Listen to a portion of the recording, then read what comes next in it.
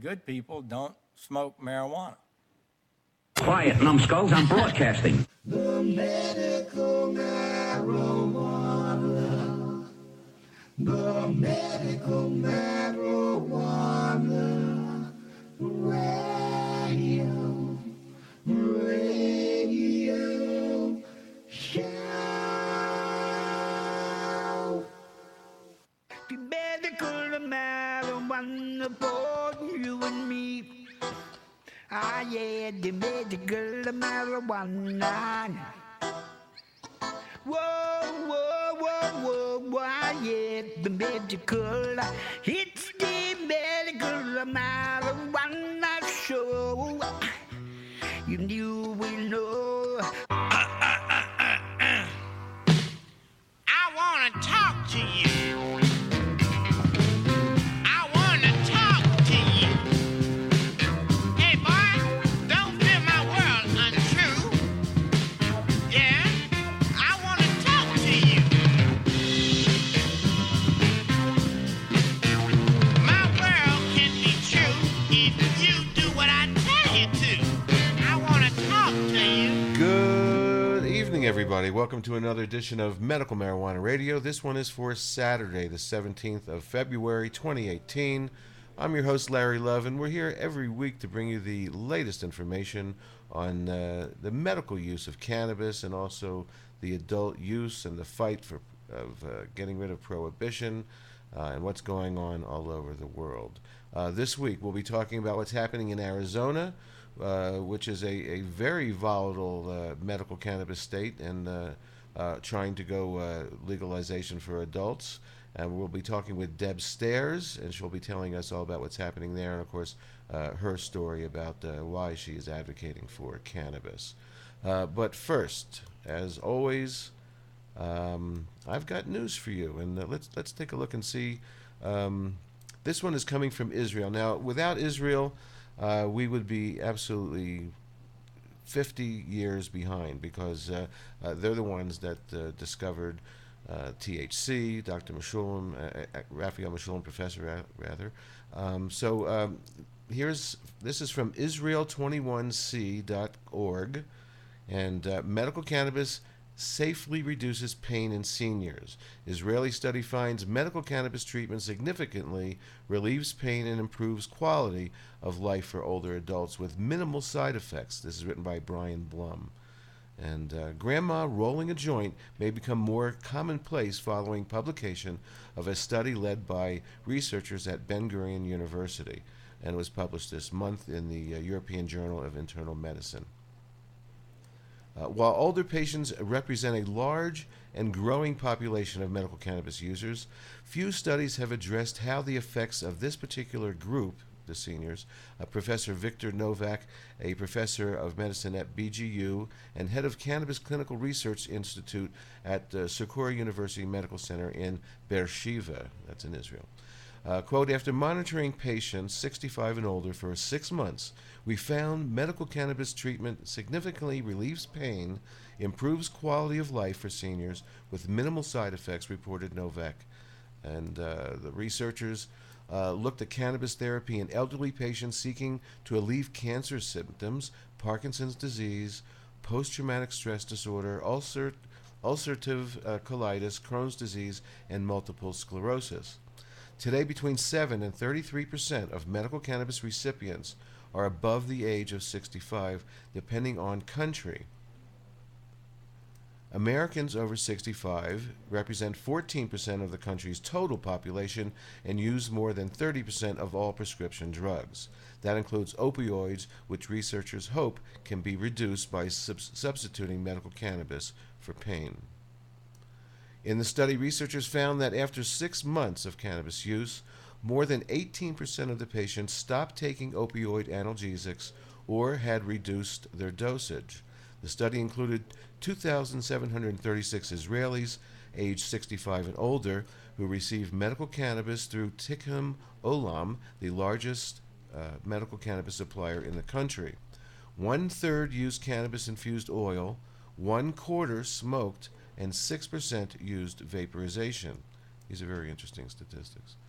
More than 60% of the study patients were prescribed medical cannabis due to pain, particularly pain associated with cancer. After 6 months of treatment, more than 93% reported their pain dropped from a median of 8 to 4 in a 10-point scale. So that's dropping their pain in half. Close to 60% of the patients who originally reported bad or very bad quality of life upgraded to good or very good after 6 months. More than 70% reported moderate to significant improvement in their condition.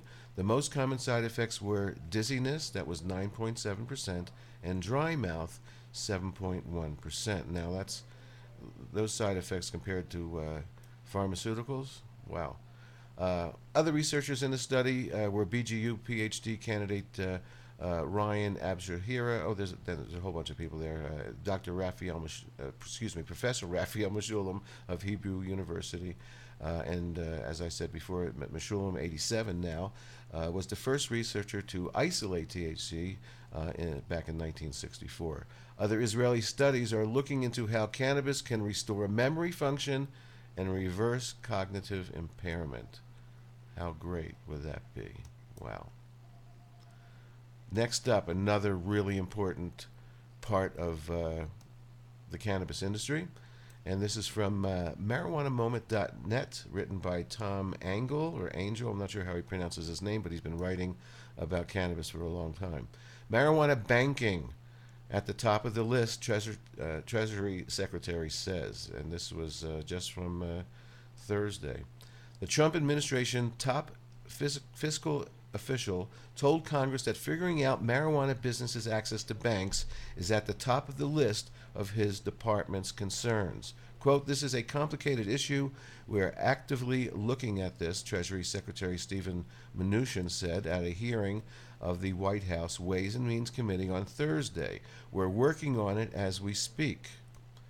Mnuchin indicated during a separate House hearing last week that he wants cannabis businesses to be able to store their profits in banks.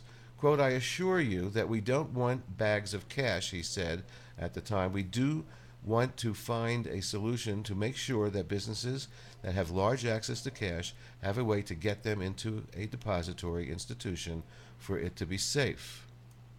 In 2014, under the Obama administration, the Treasury Department Financial Crimes Enforcement Network, also called FinCEN, issued guidance that has allowed banks to open accounts for marijuana growers, processors, and retailers without running afoul of federal regulators. But last month, Attorney General, guess who?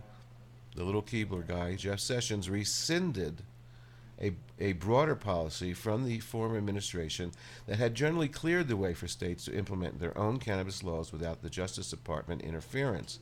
Sessions' move has led to fears that Trump administration may tear up the banking memo as well. On Thursday, Mnuchin was responding to a question from Congressman Earl Blumenauer, Democrat from Oregon, who said that marijuana businesses' uncertain access to financial services is a threat to public safety. Earlier this month, a top Treasury official wrote in a letter to lawmakers that the department is consulting with law enforcement about whether to maintain the Obama-era guidance for depository institutions. And last month, Mnuchin deputy testified at a state hearing that the bank document remains in effect while the administration weighs whether or not to revoke it. So that's a recent message saying that they're trying to figure things out. How important, huh? One more thing before, and we will be talking about Arizona later, but I have some more news clips to play for you. In Arizona, they want to punish doctors who prescribe weed too easily. They could get up to a year in prison for not conducting a full medical exam first. So that's a bill that state lawmakers are moving to make felons of doctors who don't follow the rules when recommending what a patient should be allowed. What kind of patients should be allowed to use marijuana. So it was a 6-3 vote, and we'll talk more about that as these things progress or degress. Now, we just talked about Treasury Secretary Mnuchin. trying to figure out and saying that he is. Of course, you can't believe much of what's coming out of that White House. But standing out in front of the White House was a sheriff. His name was Judd. Sheriff Judd is sounding off after he had a meeting with a round table of people, including President Trump. Now, did I say President Trump? I'm sorry, I didn't mean to say that. Trump, the guy that's in the office. And here is Reefer Madness 2018, unbelievable denier of reality. But it comes back to this common denominator. Every person I've ever asked that has a drug addiction problem, I would ask them intentionally, what was your drug of choice, your first drug of choice that set you on this path? Marijuana. Every time, marijuana. So we're legalizing across this country, in the different states, the drug that starts this addiction process. Now, you can listen to all the banner that you want. You can listen to all the hyperbole that you want. But the reality of it is marijuana is the drug that starts it. And fentanyl is the drug that kills you immediately. And methamphetamine and cocaine is the drug that kills you over a period of years. We owe it to the people of America to do better with our children that are addicted, and we need to be tougher on the ones that import, traffic, and sell drugs. That's the only way to seriously slow down the scourge we have. More drug. But I can tell you from my heart, I have watched folks become addicted to methamphetamine, to cocaine, to heroin. And when I've had the opportunity to say, where did you start? They started with marijuana. I see the unintended consequences. I know there are people all over this nation that go, marijuana's not any more or any less dangerous. I can only give you a perspective from 45 years of experience. I can only give you a perspective from someone who laid on airstrips. Who's been putting people away. Airplane loads of cocaine in back in the 70s and 80s. I can only give you the perspective whenever I have been to an unfortunate situation. Not a scientist. And seen a child that was dead from an opioid overdose. Opioids kill you right now. Cocaine and methamphetamine kill you over a period of years, but you're just as dead. But we think that you have to look at the totality. We think you have to look at all the drugs that are in this recipe. And to leave marijuana out is a horrible mistake. Total head in the sand. Sheriff Grady Judd, just in front of the White House, just denying science, denying history, and sticking with this old law enforcement bullshit.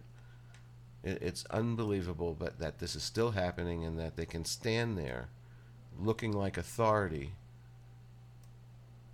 telling people that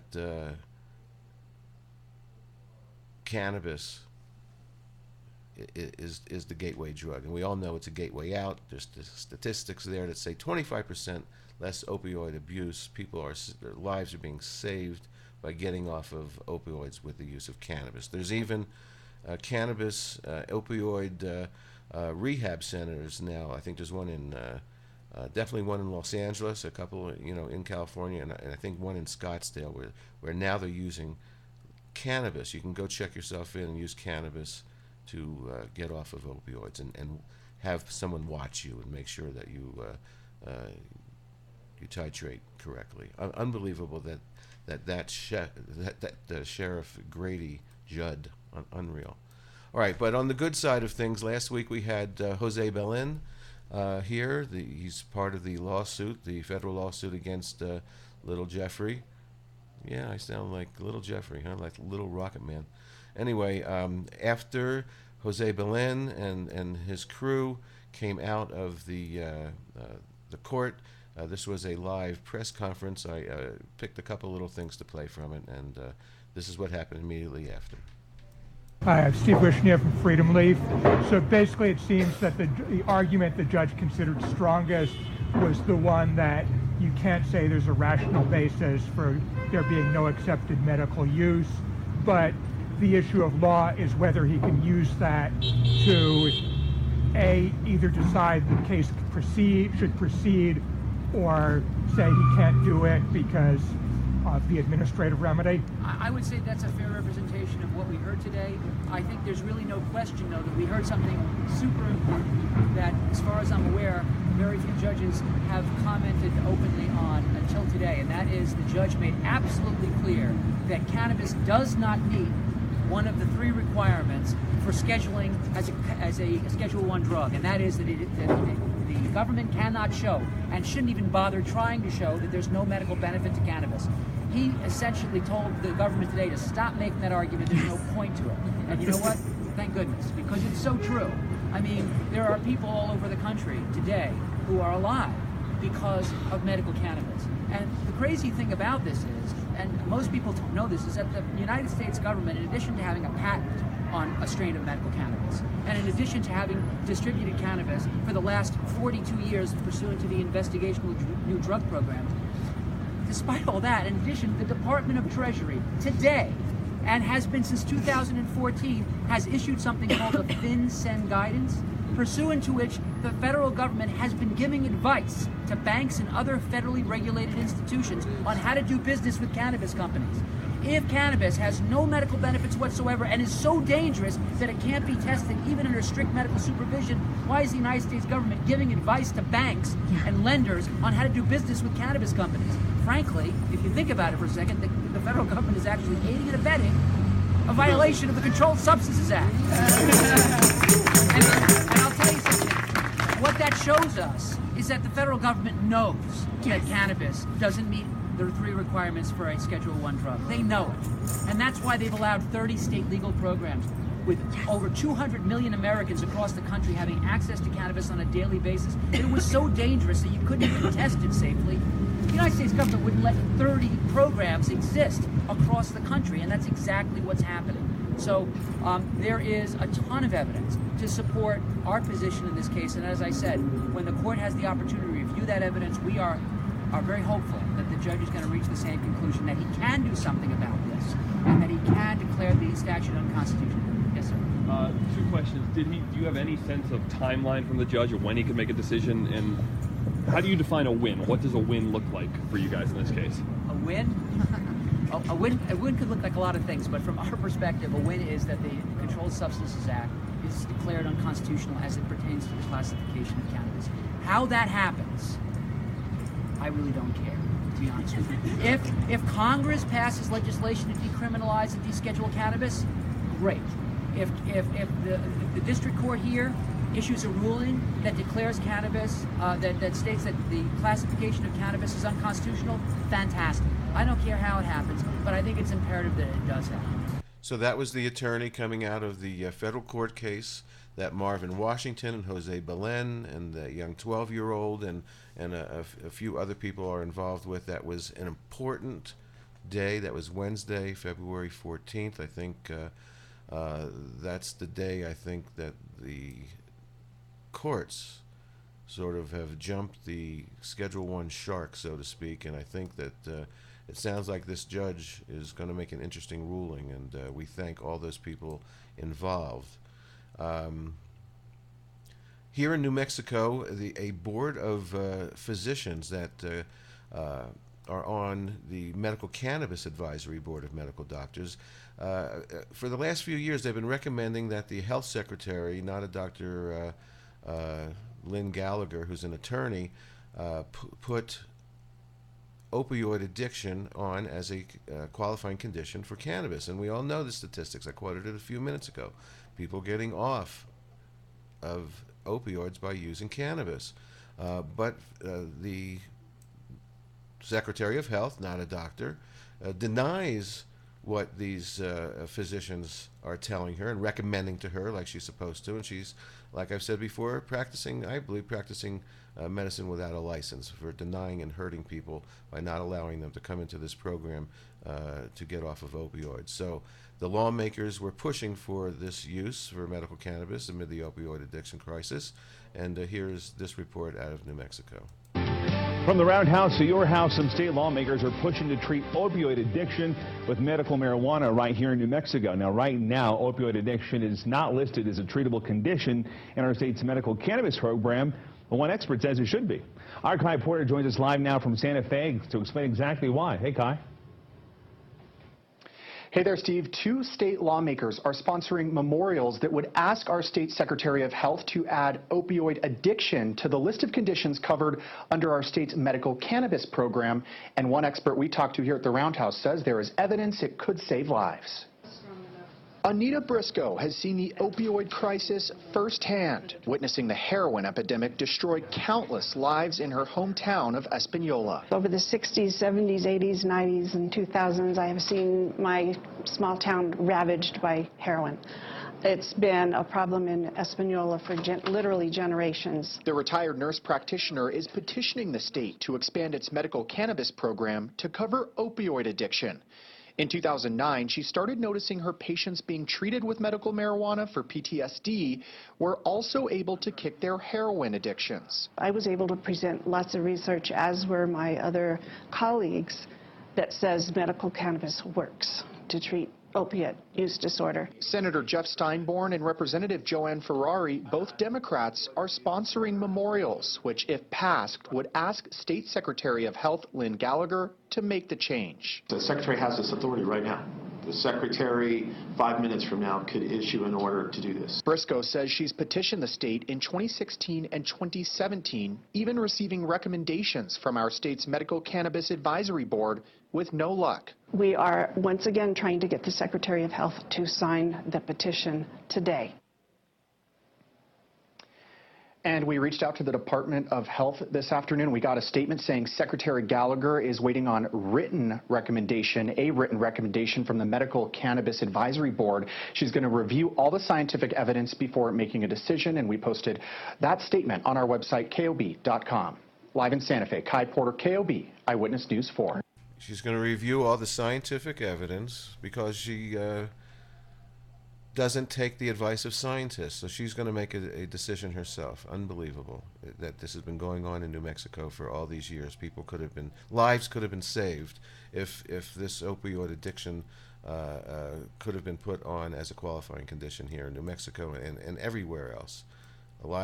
People have died because of the Secretary of Health here in New Mexico is an attorney without the knowledge to make a sane decision or take the advice of over 100 years worth of medical practicing of 6 to 8 medical doctors who said, yes, it should be here on our list. Un-effing believable. Susie can't go soon enough. Unreal. We talked about, Reefer Madness 2018. Well, it's also in Tennessee, where wait till you hear this guy. They closed down 23 CBD stores. 23 CBD stores in Tennessee because they believe that it's illegal. 3 Rutherford County businesses padlocked tonight. Closed signs are in the windows and many of the owners are under arrest. Police claim they were selling an illegal product that looked like candy and contained a marijuana derivative. But some are arguing tonight the product is not illegal at all. News 4's Forrest Sanders is in Smyrna with the story. Forrest? There is a debate going on, and this is why we have all these windows that say this business closed, and also padlocks that are on the doors. And this particular spot is not alone in this strip mall. Just a few doors down, there's all of this as well. There are 23 places that are like this in Rutherford County tonight. Now, these are the items at issue. They're gummies that come in wrapping similar to most candy you'd find. The Rutherford County Sheriff's Department says they found out about the items when a child brought them home. Rutherford County Sheriff Mike Fitzhugh said at a news conference today, these products contain cannabidiol, usually called CBD. It's found in marijuana and hemp. It's an illegal drug that is in synthetic drugs. It's a cannabinol, a CBD product. It's a derivative of marijuana. Cannabinol. And it is an illegal drug except in medical situations. But Joe Kirkpatrick of the Industrial Hemp Industries Association argues the products are legal. He says in a statement, in part, unless law enforcement can prove beyond a reasonable doubt that this CBD was derived from a marijuana source rather than an industrial hemp source, they are in clear violation of the law. And we have also heard from one of the distributors of one of the products that you saw earlier. That distributor says that their product is legal. So this is something that we're going to continue monitoring as it goes through the courts. In Smyrna, I'm Forrest Sanders. Again, that's Tennessee. We're in the Cabidol, the Cambidol. Unbelievable just how these people are stuck in another. Well, if they were stuck in another century, cannabis was legal back then, but they're stuck with their heads up their place. Anyway, let's move on to California before we go to Arizona. Wired Magazine did a really nice piece on what we've talked about many times before, is that the dirty little secret of California's cannabis, that it's dirty, and that obviously has to do with testing and growers who try to get away with whatever they can. And this just doesn't happen just in California. It happens everywhere. So Wired Magazine, this is a really good piece. Ah, California. Sunshine, surf, and now recreational marijuana for everyone. But the cannabis industry is grappling with a serious problem. Hash and oils and flowers can be tainted with nasty bacteria and fungi and pesticides. So behind the scenes, a hidden industry is booming. Cannabis safety labs like CW Analytical in Oakland. Well, we analyze cannabis products to make sure that they're safe and clean. The two main things we look for are microbiological contaminants and chemical residues. So what I'm doing here is I'm just weighing a small amount of the sample into this buffer. It is important that I don't potentially introduce any bacteria throughout the process, or we're going to compromise the integrity of the test. So I shouldn't sneeze? That would be a good idea. These then go into incubators and come out looking like this. So in what part of the process might these nasties sneak into the cannabis? So generally what we find is that the cannabis itself grows relatively clean and free of bacterial contaminants. A lot of times what we see is that these contaminants are introduced through the drying process, the curing process, the trimming process. But contaminated product isn't necessarily a lost cause. Growers can put it through an extraction process. So that includes, butane, carbon dioxide, ethanol extractions. All of those are going to essentially kill any fungal or bacterial contaminants that are present. In another part of the lab, technicians prepare cannabis for the chemical side of testing. The flower is weighed, then soaked in solvents to separate out the cannabinoids, the compounds in marijuana that include THC and CBD. This machine then measures exactly how much THC is in the cannabis. Samples also head to this machine that isolates various compounds like trace pesticides. So that spike there, to be clear, that spike is the bad pesticide that you do not want in there. Exactly. That's myclobutanil. It's very, very prevalent and has been for years in this industry. So what happens if the lab detects high levels of pesticides in your sample of cannabis? These results would be conveyed to the state, and the state would then communicate to the grower and the distributor that that product needs to either be destroyed or remediated. This is what it looks like when the cannabis industry finally comes into maturity, when growers can quantify just how safe and pure their product is. If labs like CW Analytical are part of the solution, this is part of the problem. It's an illegal marijuana grow site in Northern California.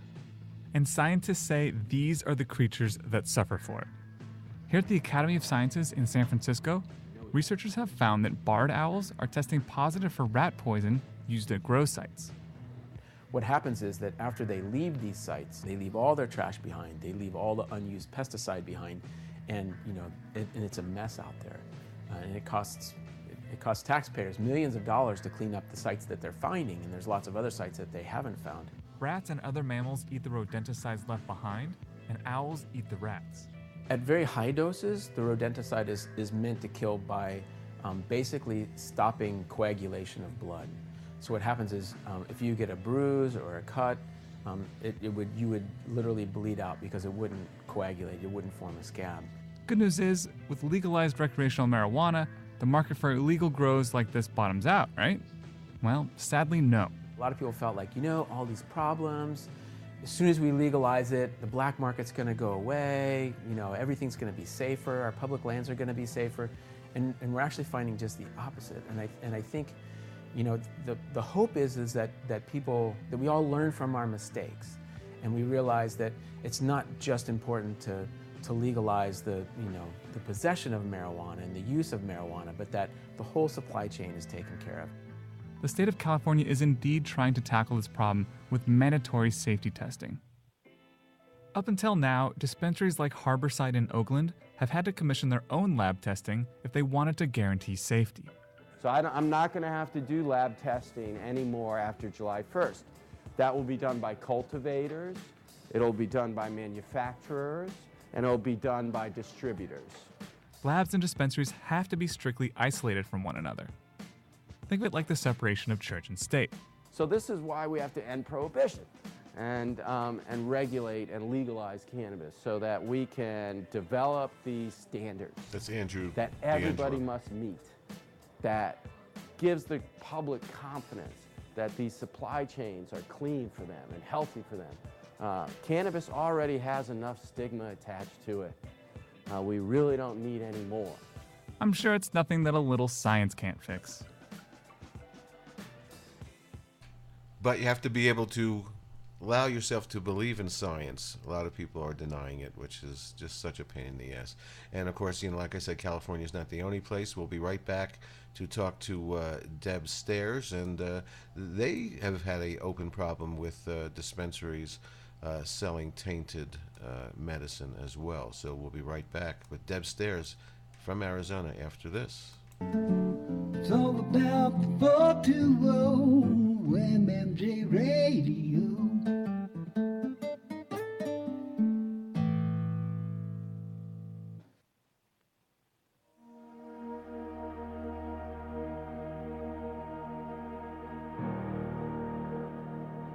Society was under the spell of reefer madness. They were clueless about this benign herb that the 60s children were growing up using. We had a phrase in the hippie days, and that is, do your thing. America's public enemy number one is drug abuse. Marijuana is not a medicine, it has no medicinal value at all. It gets you high. Something so good can't be bad. We made a different animal called medical cannabis and stopped calling it marijuana. We had a goal, and that was to make the ballot and to win the right to personal use. This is where the big shift happened that nobody was expecting. This is getting serious. This is going to get legal, and we have to be prepared. There is going to be accountability. We're just starting to catch up to what the rest of the world has known for a long time. Why were they treating it like plutonium? Why were they treating it like something that was so dangerous? When you say cannabis, you're trying to legitimize something that is not good for America. What we could lose is our community.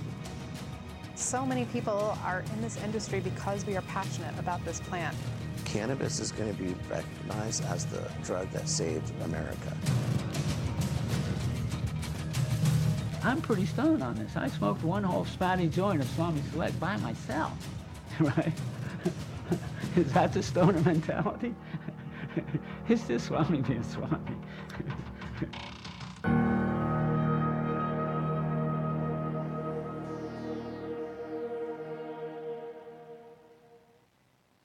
The medical marijuana.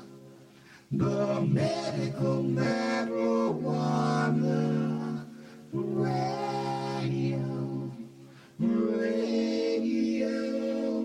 show. Hi, this is Steve D'Angelo, and you are listening to Medical Marijuana Radio.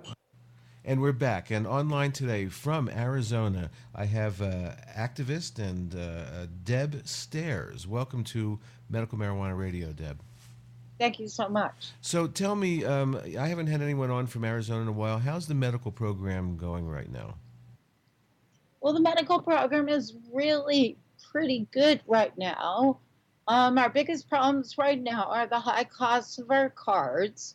And we're having a pretty big issue with molds and pesticides because we do not have a mandatory testing requirement, and it's making some people sick. So there's some legislation going on now to try and lower card costs and get tested. So, yeah, it's very important. I've done some stories over the last few weeks about the mold situation in that dispensary where the workers had quit and come out to let people know about that. It is very important. People with immune deficiency conditions can't afford for their health to breathe in tainted medicine. So it's important. So the session, legislative session, is that still happening now? And what's going on there with the price of cards and getting into the medical program?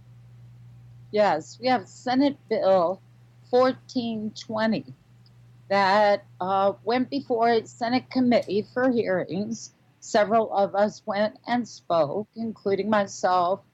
It passed the committee barely. It was a 4-3 vote, so it will go to the Senate floor. The predictions don't look good that it will pass, however. So tell me, Deb, what does a patient have to pay, and what's the process of getting a medical card in Arizona right now? Sure. Most of us have to go to a certification center that hire doctors to sign our forms. Some few primary care doctors will sign them, but most of them will not. So we go to those certification doctors. Those fees vary anywhere from $60 to $150 to sign that form, possibly more if you do not have your own medical records with your qualifying condition. If you are a SNAP recipient, if you get food stamps, that sort of thing, the state fee is $75. For everyone else, it's $150.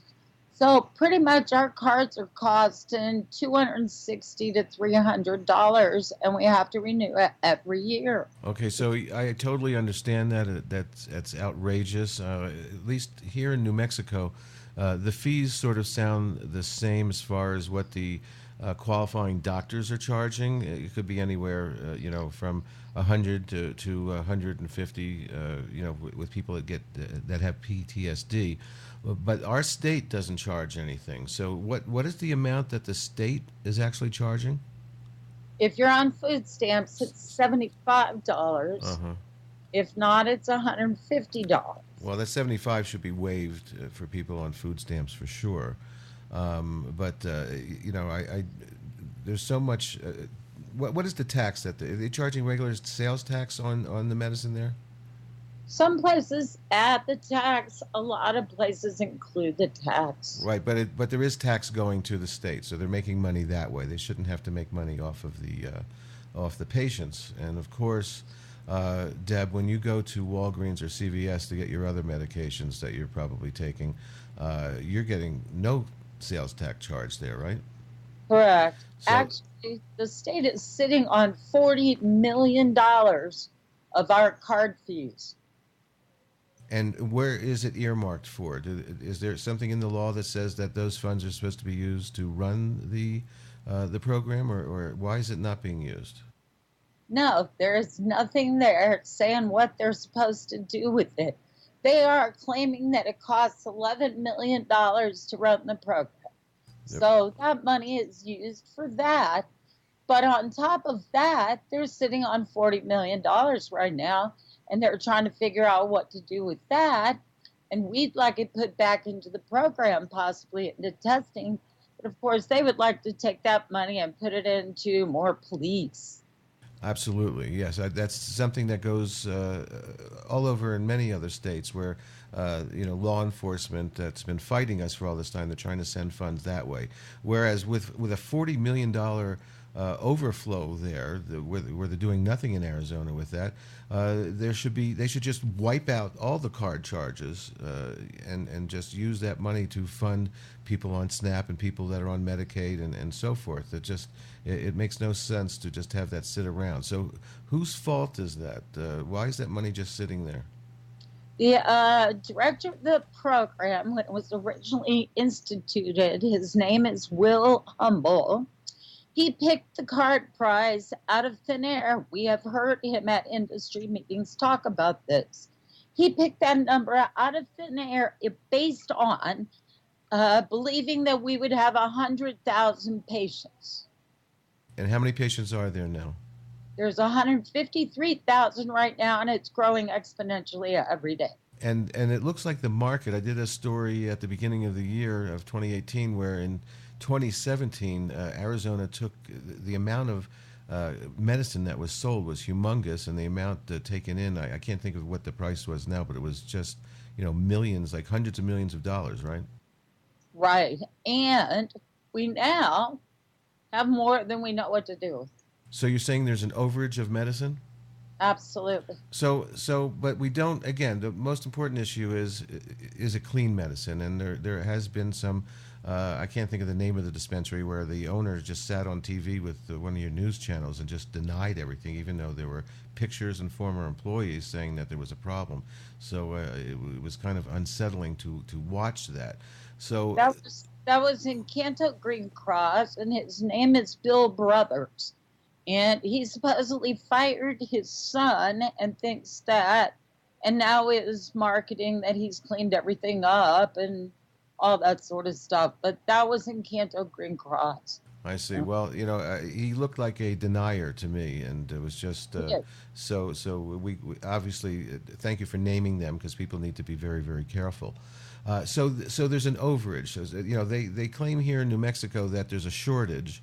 How many plants, do you know offhand how many plants a licensed grower is allowed to grow at one time? As many as they want. Seriously? Oh, wow. Okay, so that's probably one reason why there's an overage. What happened was last year when they thought we were going to go wreck with Proposition 205, a lot of the big companies, they went out and bought a lot of property, and they started growing a whole lot more, and then it didn't pass. So now they're Go ahead, I'm sorry. So now they've got more than they know what to do with, and from my understanding, some of them are crunching flowers and selling it for shatter. Well, shatter and FICO and other kinds of concentrates are excellent medicine, actually. I've seen that the price of shatter and some of the other concentrates have gone way down. I was looking at something, I think I saw $25 grams of shatter. Yes, very much so. Well, that's a great outcome. I mean, people here in New Mexico and other places are paying $70, $80 for a gram of shatter, and so I think it's of great benefit to our patients, but it's freaking out our growers. Well, with legalization and the proliferation of medical programs, we need to sort of tweak these programs all the time, and there was no set business plan, for how to do this. We're all pioneers, like I've been saying for the last few years, and we have to be able to tweak the programs and figure out what's working and what's not working. So, speaking of what's working, tell me about why you are an activist and how you got involved with medical cannabis. Sure. I'm a Vietnam vet, and I was a hospital corpsman. And I learned back in 2000 that I had hepatitis C. I treated, it didn't work. By the time my Harboni came out, I got back to the doctor, I had a tumor. So my caregiver at the time, who I was using for pain, that was before dispensaries opened, told me about FICO. So I started down the FICO trail, and I turned down the transplant list 3.5 years ago, and I've been taking a full gram of FICO every day pretty much ever since. So I found it was very hard to find FICO at a cost I could afford. Since I was taking so much every day, and most shelf prices are $40 to $60 a gram, it was a big search to find reasonably priced medicine for myself. And then being an older retired teacher, I started having other older people come to me looking for help when they get cancer. So it became a community effort. I wanted it legalized so that we can grow our own and make our own and know what we got. And so I've kind of been on this road ever since. So FICO is full extract cannabis oil, which is the real medicine. Do you make this yourself? Yes, I just had the incredible luck to have a dispensary kitchen license fall in my lap, and I actually start production this week. So are you going to be providing FICO for dispensaries with a legal contract?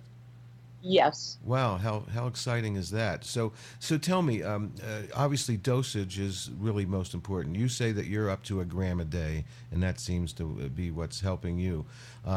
Did you at some point, obviously you started low and worked yourself up to 1 gram, I'm guessing, right?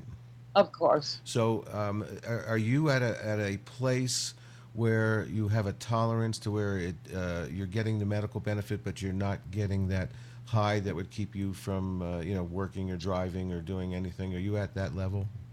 Absolutely. I have been for a long time. So when does that hit? And obviously it's going to be different for everybody, but how long did it take for you to level out to where you could take the medicine and function like a normal person?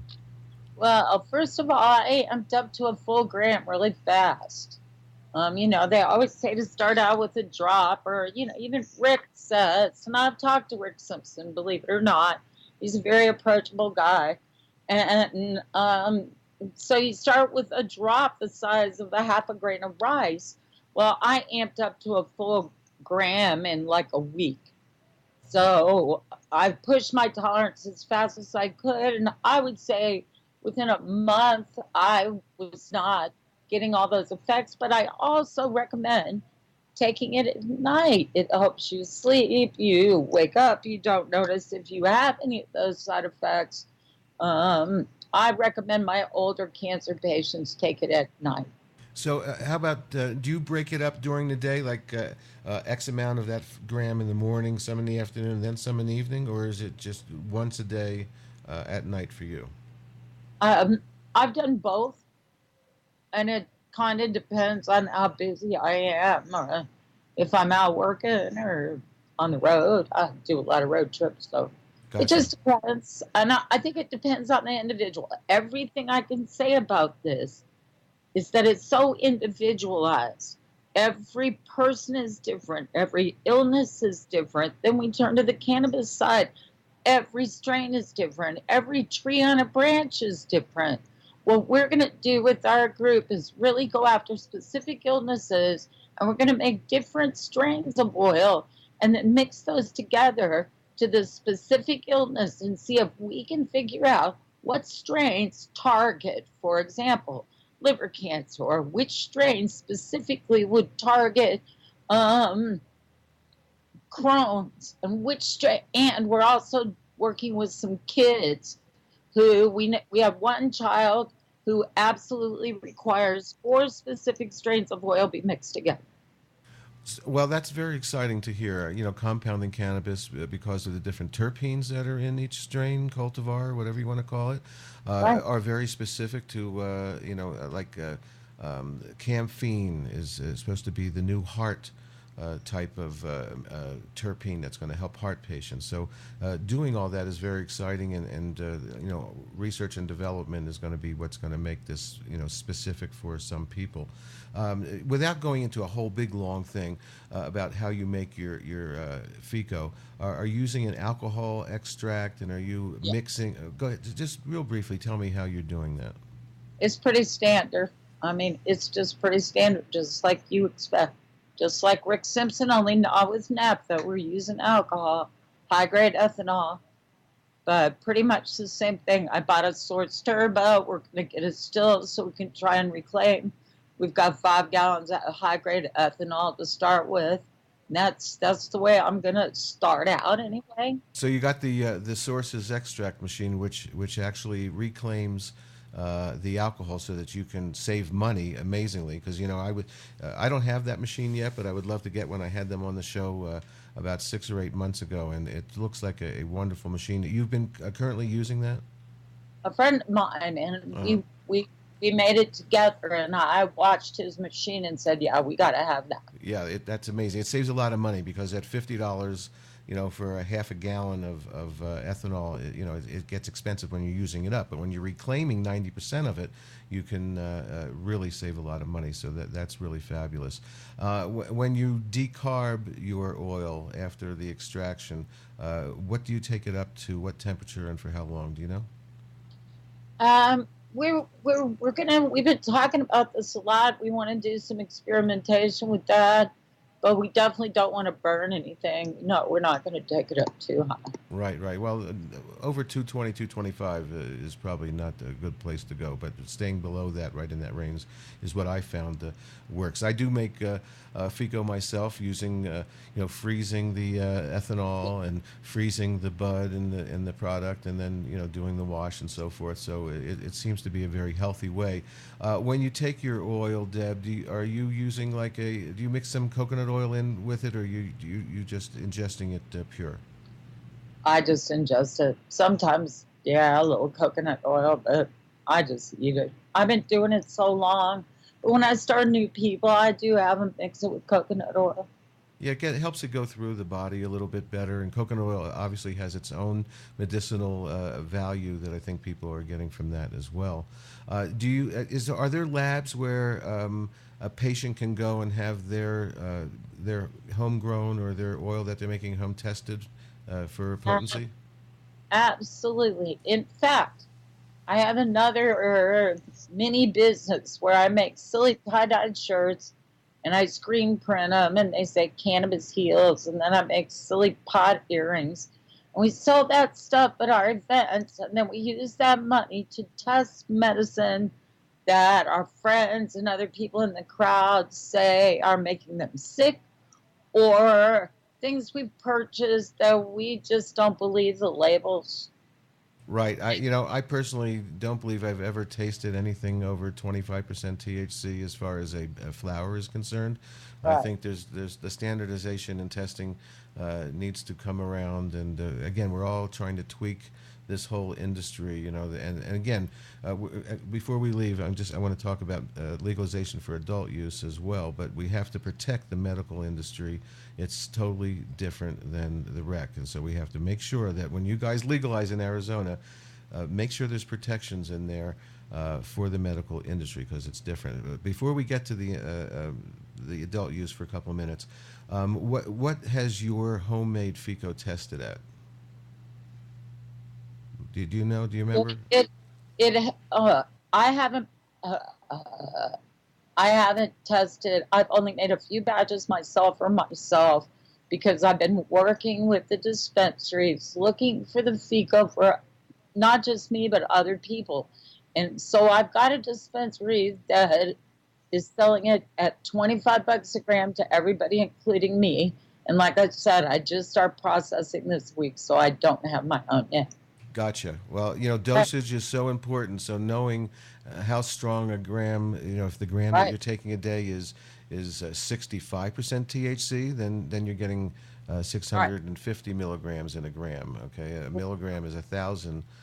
So it just the testing and dosing is just so very, very important. So before we go, what's happening with adult use, and will it get on the ballot in November? Oh, loaded question. So yes, we do have an initiative that's out getting signatures right now. That is Safer Arizona's initiative, and they've been working really, really hard. I completely and totally support their efforts. I think they're going to fall short, unfortunately. I don't think they're going to get the signatures.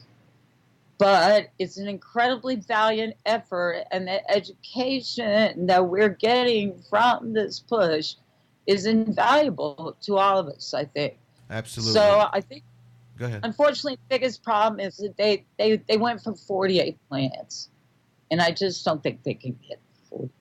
You're saying they're going. I'm sorry, I missed it. What about the plant count? I'm sorry. The initiative asked to allow us to grow 48 plants. And so the government is thinking that maybe that's too many plants. Is that what they're saying? I think everyone is thinking that's too many. Yeah. Well, having unlimited plant count for the dispensaries obviously has caused a situation. But you're talking about 48 plants for like the average adult without having any kind of a license would be allowed to grow 48 plants. Yes. Okay. Well, okay. We'll have to see how that works out, Deb. I hope that it passes. We need legalization. And again, if you're going to be advocating for that, make sure that you and David, Stephen Wisniewski, and Keith Floyd, and you guys that are all fighting for this, protect our medical, because that is a different business altogether. How can people, if people want to reach out to you and get some information, how can people reach you, Deb? Sure, I am Deb Staires on Facebook all day. I'm on Instagram. My name is just Deb Staires, and I'm everywhere. And that's Deb, D-E-B, Staires, S-T-A-I-R-E-S, just like stairs, but with the E-S on it. Deb, thank you very much for telling your story, telling us what's happening in Arizona. Keep up the hard work and take care of your health, and keep making great FICO for people. That's the real medicine out there. That's what people should be taking. So we'll be right back after this.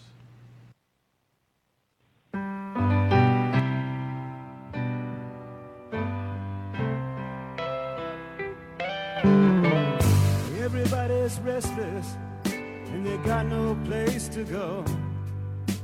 Someone's always trying to tell them something they already know. So their anger and resentment flow. But don't it make you want to rock and roll all night long? Mohammed's Radio.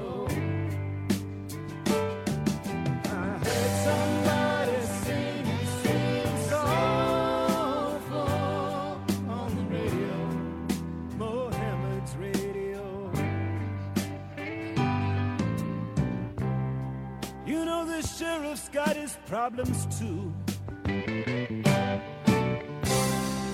He will surely take them out on you. In walks the village idiot and his face is all aglow. He's been up all night listening to Mohammed's Radio.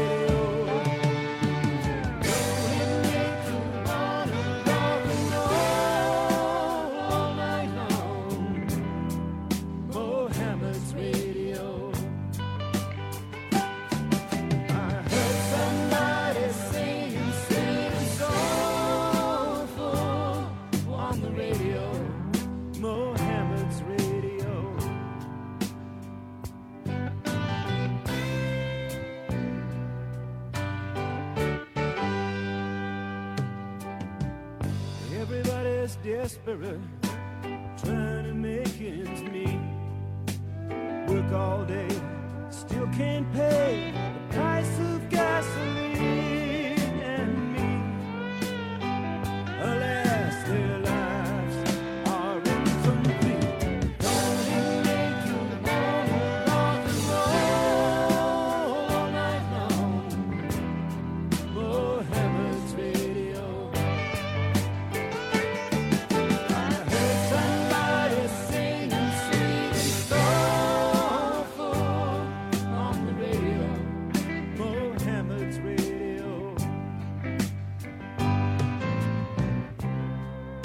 You've been up all night listening for his drum. Hoping that the righteous might just come. I heard the general whispering to his aide-de-camp. Be watchful for Mohammed's lamb. Don't make you wanna rock and roll all night long. Mohammed's Radio.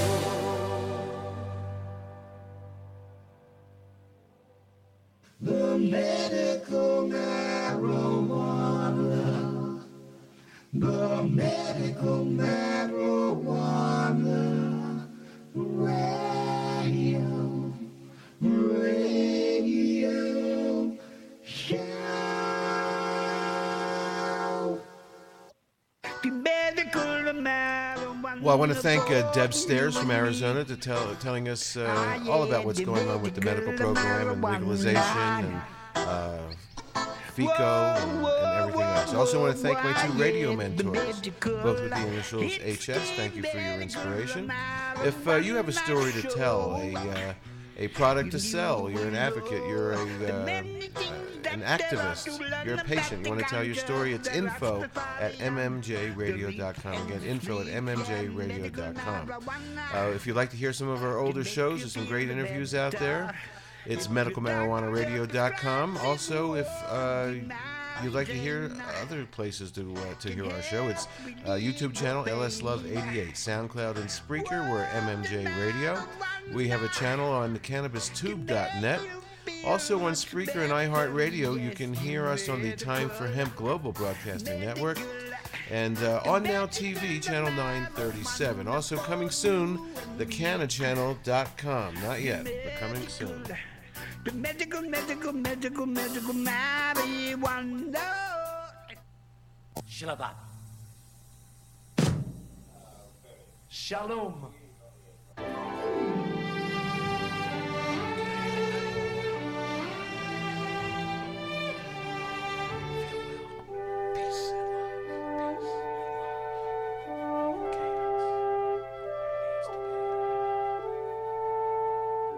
Oh yeah, and fuck Trump.